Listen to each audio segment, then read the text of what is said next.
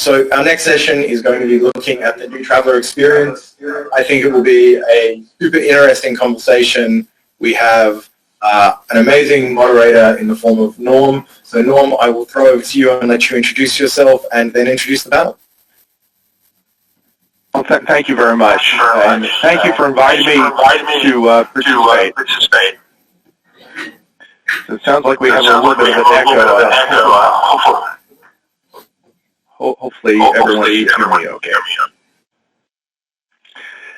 So I guess I'm one of the senior folks here. I've been in the travel industry for 38 years, and I've gone through a lot of crises, but this crisis is a little bit different than I've seen before. It's always very eerie when you watch a sporting event and see all those cardboard cutouts of people in the stands. We're definitely in a different environment than we've ever experienced. And, you know, we've seen a lot of discussion, and the name of this session or the name of this conference is Restarting Travel. But I'm not sure if it's a binary type of thing that you can just restart travel, because it's around the consumer, it's around the mind of the consumer and what they think is safe and practical, both from leisure and business. So as we kind of move forward, and we talked during our panel discussions, we're going to try to see if we can go beyond what you've heard at every other conference, which is about cleanliness, which is about information, which is about restarting travel through kind of brute force, and maybe talk a little bit more about innovation and some of the changes that will happen in all the stakeholder roles as well. A little bit about me. I've been, actually, as I mentioned, 38 years in the travel industry, but 25 years as a consultant and analyst. So I've been coaching everyone from CEOs, CMOs, CTOs to lots of startups over the years. And the focus I've always had is on innovation and how innovation impacts global business practices. And boy, is that relevant today, because what we have is a tremendous change in global business practices, even evidenced by just the panel we just had, because you know, they were talking about business travel, and there was a point in time about a year ago where I was doing a study for a client, and the idea of a pre-authorization before a trip was considered a rubber stamp, and that most corporations were saying, no, we don't have to do that. Quite a different atmosphere for business travel. For leisure travel, you know, there was a drive to find new places, new experiences, but there was also kind of this over-tourism and sustainability issues. Those still are there, but have taken a little bit of a backseat to COVID, but are still very important to us. So we have a great group of panelists today, and what I'd like to do is just have you each introduce yourself briefly, what's your day job, what you do, and then what's been the most kind of crucial thing that your company has done to react to COVID. So let's start with Mauricio, who is the co-founder of eDreams. Yes, hi. Mauricio? Good morning, good afternoon. So I'm a partner at Travel Tech Essentialist, and working on projects with industry players, ranging from startups to large companies, and also working quite a bit with financial intermediaries like venture capital firms and private equity investment banks that are all investing in this space. And as you mentioned previous to this, I was a co-founder at eDreams from '99 to 2015. I was a CMO and also board member of the company, and I left a year after we had an IPO. In terms of top challenge in COVID, I mean, it's more a mental one, because it's seeing lots of value and hard work destroyed in companies that the reality is that they have been doing everything right, but of course you never anticipate that the market is going to evaporate under your feet. So that has been painful to see, and really not being able to do much about it. Again, when that market evaporates, you can try to spin your wheels and go to different directions, but when the market is there, it's tough to do things. So that has been the most painful thing to kind of see. It certainly seems like the idea of generating demand is a little bit of a oxymoron. You can't really generate demand. Demand is demand. And so it is very challenging, and challenging, especially when you've had so much success in the past. Can we move to Lutz, and if you could please introduce yourself and talk a little bit about what Amadeus is doing in response to COVID? Thank you, Norm. Hello, everybody. First of all, I would like to thank Elad for inviting me to this panel. It's an honor. Thank you very much, Elad. It's nice to be on the same panel with you. So I'm Vice President of Customer Solutions for the online travel group in Amadeus. So we look after online travel agencies, metas, media companies, and marketplaces. And our team basically provides the solutions that help our customers be successful in doing business, and we work with our internal product and R&D teams to bring solutions to market as much as we work with partners like Zenner and other companies to enrich our portfolio and bring more and more relevant value-adding solutions to market. So what have we done during this COVID challenge? In the beginning, when the panic started, we really focused on looking after employees, making sure that our people are able to focus on the job. We moved basically 19,000 people from one day to another, from offices to home offices, which worked extremely well thanks to the digital tools we have at our disposition. We immediately switched to supporting our customers to survive this crisis. We had so many issues with airline policies changing, new ways to refund or not tickets, to voucher, to so many new things we had to react to, and to really handhold our customers to survive these very critical weeks and months. Yeah? And thirdly, we of course worked to manage business continuity at Amadeus, because we are as prone to this crisis as any other company. Now, in the last few weeks, we started to change course a little bit, because we understand this whole situation a little better, and now it's really about finding ways to innovate and to see how we can help our customers really come out of this crisis and be stronger than before. Great. Thank you. Last but not least is our host for this seminar, which is Elad from Zenner. And can you talk a little bit about, again, what Zenner is for those who may not know, and how you've pivoted or changed in reaction to COVID, please? Sure. Thank you, Norm. It's great to be with a thought leader like you and the respectable panel. Hi, everyone. My name is Elad. I'm co-founder and CEO of Zenner, and we're effectively building an AI-powered travel assistant to keep travelers safe, productive, and feeling zen, hence the name Zen.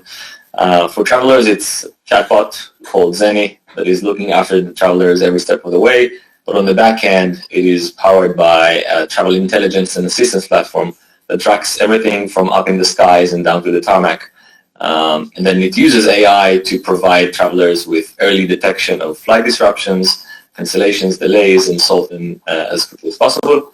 Assist travelers in making a flight connection, provide them guidance on changing health and immigration requirements, and a lot more. And clearly, COVID for a travel tech startup has been quite a shock to the system, the industry as a whole, and for entrepreneurs like ourselves. And it made things harder, right? Our early users were unable to fly and use the product, and partnership discussions that we had were put on ice for a while. But despite that, we actually raised additional money during COVID and landed our first enterprise client during that period. So we believe that if we can play the long game, there's a lot of opportunity in COVID. If you're agile enough to adapt and capitalize on some of the opportunities that will be out there. In the same way that Airbnb capitalized on the global financial crisis, we think this is an opportunity for everyone, including Zenner, to reimagine the future of travel by taking a fresh, data-driven, and traveler-focused perspective. And in a way, the pandemic has made the case for companies like Zenner stronger. And I think we've seen it in previous panels as well. The need for information is greater. You know, travelers, or even in regular days, are at a disadvantage. And I think these days we're at a significant disadvantage in terms of having what we need to know for us to travel safely and feel comfortable traveling. And COVID just ramped up this level of uncertainty and confusion. So it's more important than ever in our perspective that businesses and travelers have the information they need to make quick decisions with regard to travel and make it in time. Thank you very much. So the term we keep on hearing constantly, it seems like every day, is this term, the new normal. But what exactly is the new normal? I mean, we have some dispute. There are many who believe that whether it's a year or 2 years, whenever the comeback will be, that we will forget this and basically be back to the way we were once the volume returns. There's others who believe that we will never be back. And within that context, what has changed? What is preventing us from seeing exactly where the future is going to be in this sense? So what's the new normal, everybody? We can start with Lutz, perhaps. Tell me what is the new normal for GDS? I hope, first of all, that what we live through right now is not yet the new normal, no? Because we're not out of the woods yet. So I hope the new normal is coming quickly, but that we are not seeing the new normal right now. And but we are quite concerned, of course, that with the coronavirus not relenting, it may actually be some time before people can roam freely again on Earth. At the moment, we are very dependent on different governments, and probably never felt more dependent on governments than at this moment in time. No? So what will life after the pandemic look like? We already heard from the previous panels that there are different views, no? And I think at Amadeus we really don't dare to predict, but we really feel that travel will change and that it will be very different from before. Yeah? Whether it's for leisure travelers or for business travelers. Personally, I believe that business travel will probably see more profound changes than before, because even as we see now, these types of virtual conferences work. We can exchange, we can learn from each other, and I personally believe that the amount of business travel will probably be lower than what we've seen until the end of 2019. On the other side, I think once people feel safe again, and people will have money still to spend on leisure travel, people will travel, because this is where we experience things that we will never forget. This is where we have fun, where we can see our family, where we can see our friends, where we can enjoy the time of vacation. So I'm optimistic that people will travel again, but it's the question is really when this will happen, no? And nobody can predict this at the moment. So let me just drill down a little bit more on that. So I had asked specifically about Amadeus. So let's just deal with kind of the elephant in the room here. You're a transaction-based company who depends upon volume. You kind of admitted a few moments ago the volume's not coming back. It's probably not coming back in a robust way for quite some time. You also are tasked with innovating. You need to constantly innovate for both your supplier customers and your travel agent customers, your online customers. How do you, when you have revenues dropping to zero or near zero, how do you continue to innovate as a company, even a large one like Amadeus? Let's. Okay. I mean, we of course adjusted our cost, and at the same time we are reaching out to partners, and we really believe that the collaboration across the value chain is super important. And the third element is really to focus, and really to be clear on what priorities to focus on, and to be clear on what can create the most value in the customer base, and to focus on this. So for us, it is cost savings, it's more collaboration, it's more partnerships, and a clear focus. Thank you very much. So moving back to Mauricio, thinking about the role of the travel agent, it seems like the role of whether online, traditional travel agent, corporate, or leisure, traditionally was, let me sell you this product. Okay, here's all the documents you need. See you later. Now you're off. Next time you need me. it certainly seems like we're in a different environment now. I was wondering if you could comment on the role of an online travel agent within the context of the kind of new normal. Yeah, well, in terms of the, I mean, in reality, before the pandemic, if you're in the travel sector, and particularly in a startup environment, you don't really see the present as normal. It's always changing. It's always full of uncertainties. It's always full of fluctuations. So, of course, right now it's magnified, right? So we think about what the main concern was in February. We had the luxury of thinking that the main concern was over tourism, a day later it was the main concern was no tourism and being scared of each other, right? So that completely changes the equation, and hopefully we're just talking about a transition and not a permanent state, right? In terms of the role of a travel agency, I think that it has become clear, and it's not only now, that the travel agency has to go beyond the transaction and has to differentiate itself during the entire journey, right? So it has to accompany the traveler during the entire journey, not only forget about the passenger or the traveler after the transaction has been done. So I think that is where the main opportunities arise for travel agencies in general. It's in accompanying the traveler in the entire journey, as opposed to just think about the next transaction. Thank you. That's very helpful. So, Elad, kind of in reference to that, it seems like your whole focus as a company has been a companion for the traveler, so that your focus has been, here's a tool to help me improve the experience of the trip. You've talked a little bit about kind of adding more information to that and so forth. How is the industry reacting to the need to have greater communication and information to the traveler while they travel? Have you seen your industry partners kind of embrace that and recognize that this is the new normal? So, I think I'm a bit younger than most participants in this panel, so I'm going to be cautious about, predictions about what that new normal might be.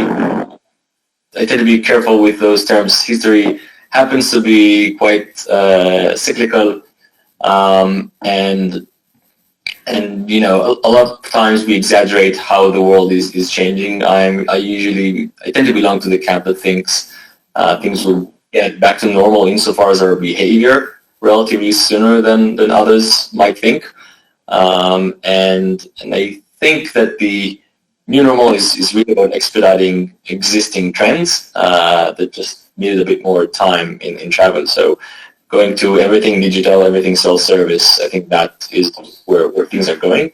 And indeed, that rhymes very well with some of the things that we're seeing from both GDS, TMCs, OTA partners, and they want to get more clarity about what's happening with the traveler after they've made the booking. They want to give the travelers a feeling that they're being looked after, that the service doesn't stop after the booking. You're no longer just buying a flight as a commodity. Maybe you're buying a flight and a certain level of service and information and protection down the track after the booking, and we're trying to support that and enable more self-service, digitalized experience. And I think that's where the industry is going, probably regardless of COVID, but expedited because of COVID. Well, as somebody who kind of has been monitoring emerging technologies for a long time, it is always a little frustrating. We started COVID, and I expected the drone delivery of my groceries. I expected if I needed to call, a ride sharing, it'd be an autonomous vehicle. Obviously, I'm being somewhat facetious here, but the point I'm making is that we anticipate that technology is going to solve a problem, and I've been looking at this technology, even things like AR and VR, and none of that none of that, with some exceptions, and we'll talk about perhaps things that you're doing in those areas, has materialized to be the solution. So that the new mantra is clean, right? Clean tech. Everything's about clean tech. Who are you partnering with? Well, we're partnering with, this John Hopkins. We're partnering with the Mayo Clinic. We're partnering with Clorox or whatever. And so the marketing is around cleanliness and clean tech. That doesn't seem to be enough, though, right? We've been talking about clean tech for a while. Hotels are talking about clean tech. We hear various airline executives talk about the scenario we heard earlier in this conference, that it's perhaps safer to be in an airplane than in a restaurant or at the grocery store. So what really is the additional, or what other additional technologies need to be put at play here other than just clean tech or just information that are going to help spur the industry? Any thoughts, gentlemen? Anyone who has a thought? Yeah, that's good. Go ahead. Sorry. Okay. Yeah, we had exactly the same questions earlier this year when in the middle of the crisis, and then we said there must be more than clean airplanes. Huh?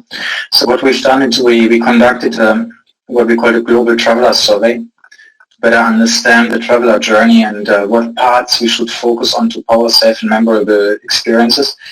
So we had more than 4,400 responses from different end consumers, which I think is pretty wide from global audience. And what our consumers basically told us is that they want two things. One is enjoying smooth journeys. So there was a lot of complaint about the airport experience. So how can we help improving the airport experiences? How can we improve the management of flight disruptions? How can you digitalize the sometimes many administrative tasks, both in leisure and in business travel? And the last area of smooth journeys was in surprisingly high number of people really wanting an easier choice of ground transportation at the destination. So it's very difficult to figure out, should I take a taxi, a bus, a rail, a Uber, and so forth. And the second bigger area was that people really want to live memorable experiences. And this already starts with the trip planning. So how can we make it easier to plan a trip? Because today people are shopping across so many sites. Every experience is slightly different and very difficult. How can we broaden flight and hotel search and make it much more easier to consume? How can we relate this better to destination choices as well? No? And so these were the two big outcomes from our survey. And secondly, the people said that they will probably travel less in the next 2 to 5 years, that they will be more selective about what destinations to choose, what providers to take. It's focusing more on safety, but also on the overall quality of the experience. So we think travelers may actually travel less often, but will not necessarily spend less on travel. And this, the results of this survey shows us that, there's room for innovation, there's room for change, room for transformation, but also room to really provide new experiences to consumers. Very interesting. Would anyone else like to comment on customer perceptions or something beyond clean tech? Yeah, well, I was going to say that clean tech might be becoming a little bit par for the course. I think that this is something that customers are expecting, and not that much of a differentiator anymore. And maybe this is also part of the new normal. You expect that. Important elements to reassure travelers. I would also highlight customer service during all the phases of the trip. Including flight disruptions, which is the top pain point for air travelers. You can ask Elad about this. And when thinking about customer service, I would say that we should also realize that tech-based customer service and automated tools have failed customers during this last crisis. So we should not be forgetting about carbon-based customer service, which is human beings being able to respond sometimes. And other important elements that come to mind are also to reassure travelers are more on the personalized insurance, flexible cancellations, financing, those type of issues.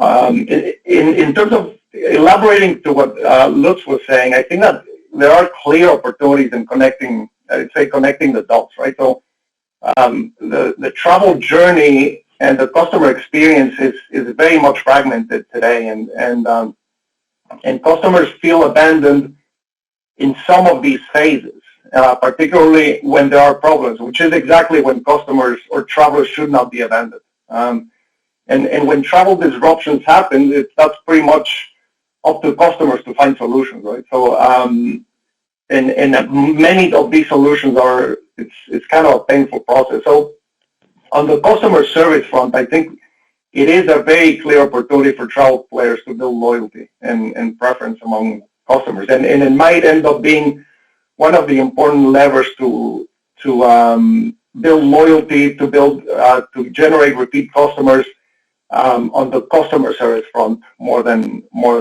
any others. So thank you very much. Before you respond, Elad, let's focus in on this issue of disruption for a moment. First of all, we had kind of normal disruption, which was pre-COVID, where it was not a seamless environment because no matter what tool you were using, the airlines themselves were out to reaccommodate you automatically.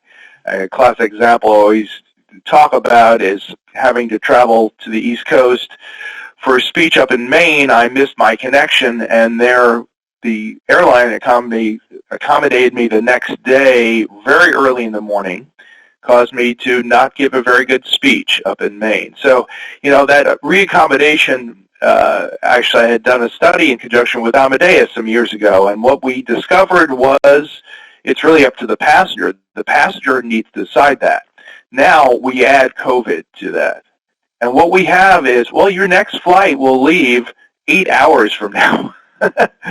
Your flight's been canceled and you've been reaccommodated on a flight that's going to leave 8 hours from now. How do we handle that, and how does Zenner handle that within the context of flight disruptions within COVID? Right, so there's no doubt flight disruptions have been a big pain before COVID, and I think it's bigger pain now that we understand the business costs associated with it, and sometimes the emotional costs and the health repercussions that could come with an extended stay in a destination or in an airport when your flight is disrupted.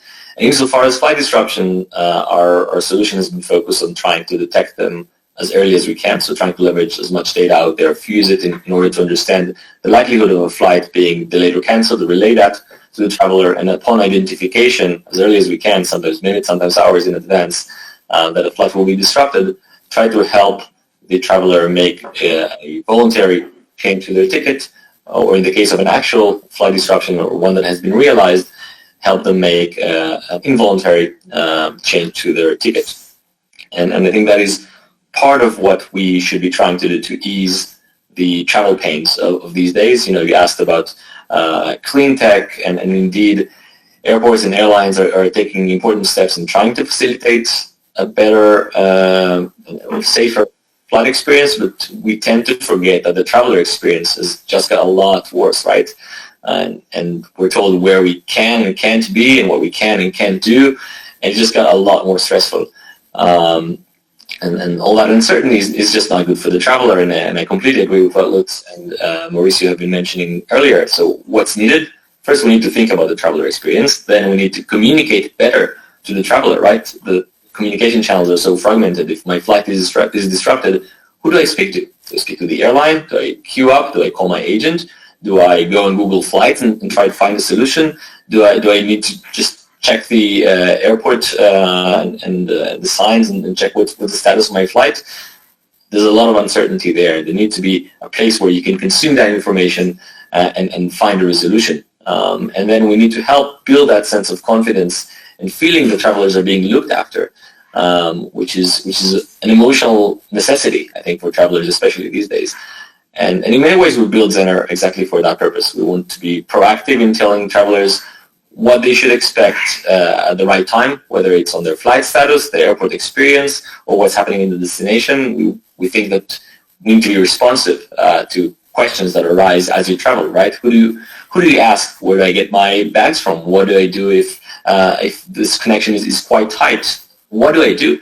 And then we believe that this should be done holistically and make travelers feel that someone has their back. So anticipating problems like flight disruptions, like lengthy queues ahead of time, and trying to find a resolution for that. And I think travelers will value those providers, airlines, OTAs, TMCs, who offer self-service, intuitive, and proactive customer care, speaking to Mauricio's point. But Norm, as a thought leader in this space and one that has written a lot about AI travel assistants and the future that they can bring to this industry, why do you think this has not become the norm just yet? And where do you see the prospect for such type of functionality?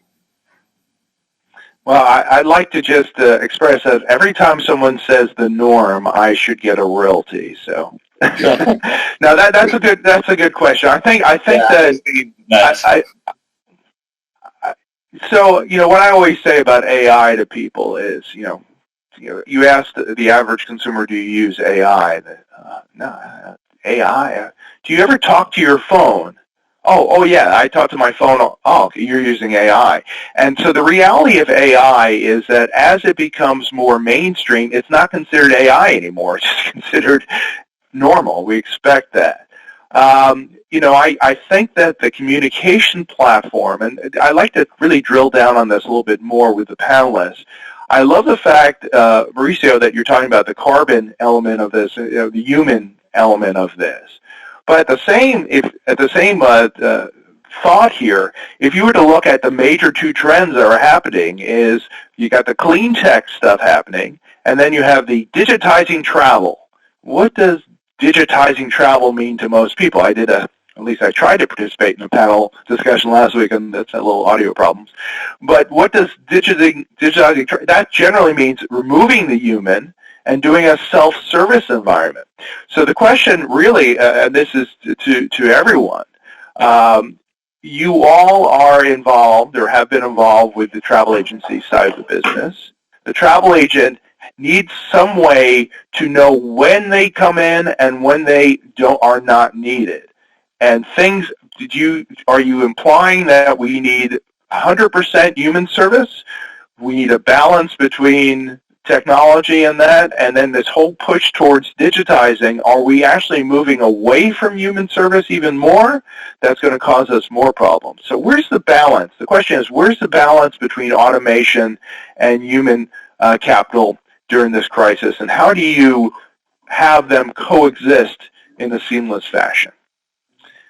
Let's start with Lutz, because Lutz, you provide the backbone for the travel agency community. How do you enable the travel agent to have both human and more digital interfaces with their customers? Okay.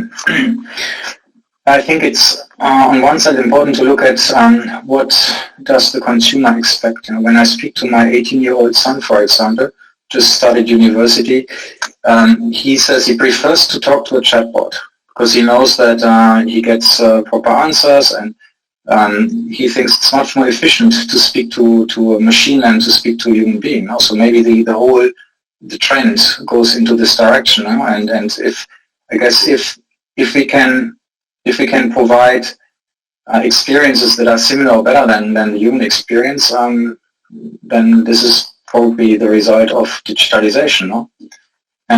But I also agree that in many respects the efforts of digitalization are motivated by cost considerations. Our customers saying we need to bring down our costs in our call center, so how can I automate certain services? And more often these motivations are internally driven than consumer driven. Yeah? So at Amadeus, we are looking at a number of different initiatives as we speak. So one of them is to figure out with Elad and his team how we can potentially integrate their digital assistant technology with several of our applications to enrich our applications, create new experiences. In different business units, we started pilots for biometrics to enhance airline boarding. We have self-service kiosks for airports, facilitate baggage drops. Our hospitality solutions help hotels to organize cleaning processes and cleaning routines. So I think there are different attempts to digitalize experiences, and maybe probably most of them will work, others will not. But the trend, I think, is here now. And the question, I think, will be how can we create human-like experiences, or experiences that are even better than what a person can provide, no? But isn't the basic concept to keep in mind is what adds value? So the reason why you can automate the bag drop is that was bag dropping really the person doing that adding value to your trip? Probably not. You could have done that yourself. So it seems like we're doing a lot of automating of things to eliminate non-value. But the question I had really, Lutz, is, okay, I'll give you a specific example. You have your son is communicating with a chatbot. The chatbot gives him an answer or cannot give him an answer. How do you elevate that to a human seamlessly? That seems like that is kind of paramount in trying to combine this digitization with human touch. Yeah. And this is where a bridge between the computer and the human being will become important, right? Where the handover to a real person will probably make the difference. Agreed. So Mauricio, since you mentioned human capital to begin with, what was your thought on how human support gets integrated in this drive to be more digitized and more electronic and self-service? Yeah, maybe I was thinking more in terms of, bringing in the human capital when technology fails. And unfortunately, technology or self-service automation fails many times. And if we think it works great now, I think that we're not seeing things with a due perspective. I mean, and of course there might be, depending on your level of comfort with technology, it might be the other way. You might want to resort to technology when human service fails. But I think that, again, my focus was more in terms of we unfortunately don't have the level of seamless seamless kind of technology service that helps us throughout the entire journey and particularly during the trip. And that's when sometimes human interaction is needed. And again, here this is, I think, that one of the great things that Zenner is bringing, that it is bringing a very workable solution to the industry, and it is something that, one of the few bright spots that COVID might leave in the travel industry is the fact that we are learning to work together more, right? And what used to be a few months ago, what an airline or a hotel or what a large company used to see as a non-urgent project a few months ago, right now is an immediate imperative. I mean, I think that there's very few airlines today that are not looking for flight disruption solutions to help their customers. And in this sense, the collaboration between large companies, also large companies that have thinner, smaller teams now, they need to be working more with startups that are experts in their very specific areas. So one of the good things, again, is the increased collaboration that we will see and that we are starting to see between large companies and very innovative startups. And so hopefully that will stay after we find a vaccine and after we go back to normal. Well, that sounds great. I work with an awful lot of startups. I evaluate even more startups. I probably see about 200 to 250 startups a year between work I do with Focusrite, work I do with Plug and Play, and other areas. So, Elad, you've been described as maybe the linchpin between moving from a reservation focus to a total trip focus and combining automation with human touch. That sounds almost too good to be true. How do you, if you have an automated situation with the flight disruption and it's clear that the consumer is not satisfied with the choices being provided from the digital interface, how does that get elevated to a human being? I think, it's critical that any AI system or chatbot, travel assistant for that matter, has the means to escalate a conversation to a human. We're seeing that not just in travel, obviously, we're seeing it elsewhere.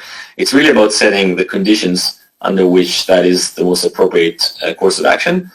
Sometimes it would actually be a requirement of the agency using a solution like a travel assistant, right? They might wish for cases to be escalated upon certain types of requests. And while I'm a very much a proponent of the use of technologies to solve 90-95% of travel needs, at least during travel, there's certainly cases where you might need that human touch, where things are more complicated, where things that the machine has not learned just yet.